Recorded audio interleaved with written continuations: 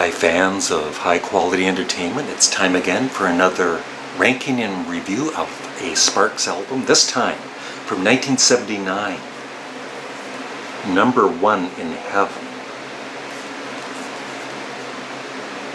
Once again, Sparks have changed their whole genre of music. They're not doing rock. That's it. They're done with rock music. There's no guitars on this album.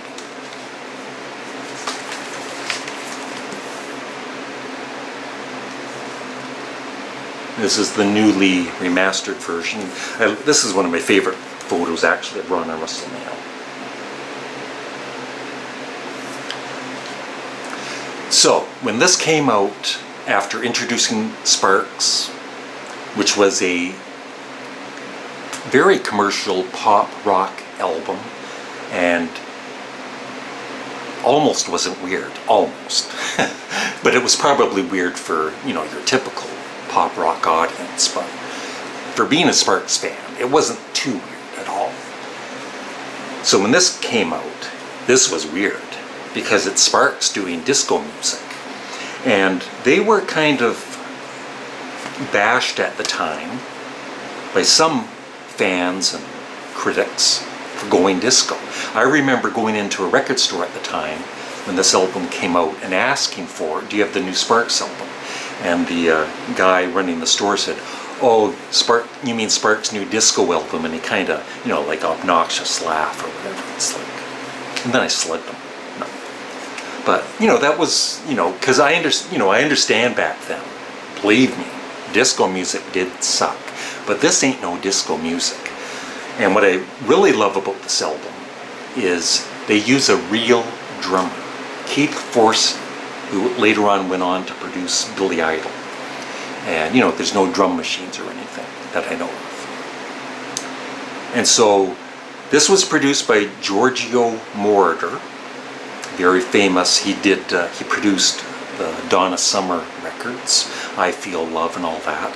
And when Ron and Russell Mael heard that kind of music, they were impressed with it, and they contacted Giorgio Moroder, and they got together and created this. So props also, I don't want Ron and Russell Mael taking all the credit for this, because Giorgio Moroder produced it, and he helped with the music and everything, so it was like a team effort. But this album sucks. I'm just joking. That's what I should have said at the end of it all. So let's go into the production and everything first. Production, it's a 10 out of 10. I remember back in the day, 1979, it sounded great, compared to other vinyl records at the time. Yeah, 10 out of 10. The album cover, totally different. Icy, cold kind of an album cover, and it's really suitable for the music inside. And I actually, Kimono My House didn't have Ron and Russell Mael on the cover, so once in a while, not having the brothers doing something silly on the cover is just fine. It's still an excellent album cover. This was their logo just for this album, and it's not the greatest, but I would have much preferred it without that, but it doesn't, take away from the great album cover. And so with Kimono My House and Propaganda and Indiscreet in the UK, they had hit singles from those albums, but with each album they would go lower and lower in the charts. And then with Big Beat and introducing Sparks, they kind of lost their UK audience. They didn't really have much of an audience except for real cult fans like me and many others still, but they weren't big hits. They weren't even small hit albums. But when this was released, they had a number 6 UK hit single with Beat the Clock, and also the number 1 song in Heaven was a hit single too, and I believe lost La Dolce Vita. Getting all excited.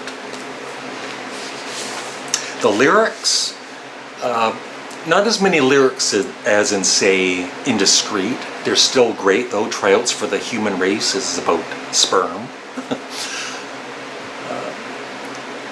Beat the Clock is about, I believe, maturing at a very rapid pace. And the number one song in heaven is, of course, having the number one song in heaven. So overall, it's still great. A 9 out of 10. My favorite song. Actually, love them almost all equally. But if I had to choose one, it would be the final number, the number one song in heaven. The first half is kind of slow, and then the second half just bubbles with disco-y, but it's more than disco. And the synthesizers, I love the synthesizers on this, and they're going back and forth, between the headphones or the speakers. And this influenced a lot of bands back in the day, let me tell you. This was new wave before new wave. And my least favorite song is My Other Voice, just because I had to choose the least favorite song, but I still love it. And the overall album rating is an A+.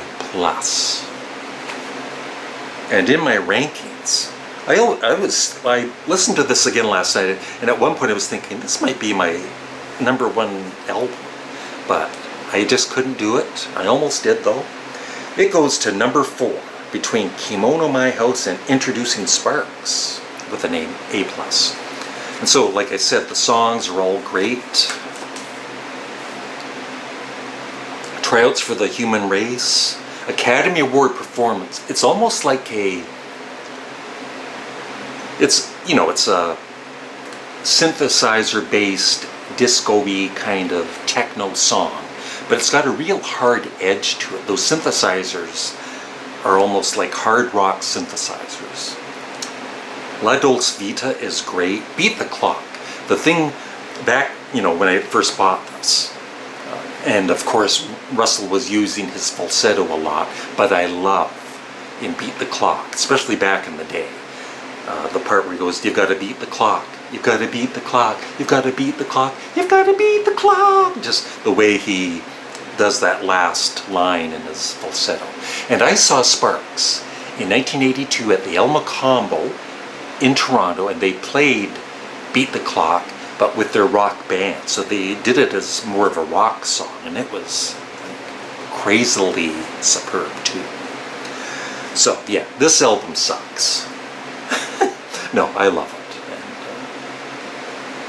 And I would love your thoughts on number 1 in heaven in the comment section below.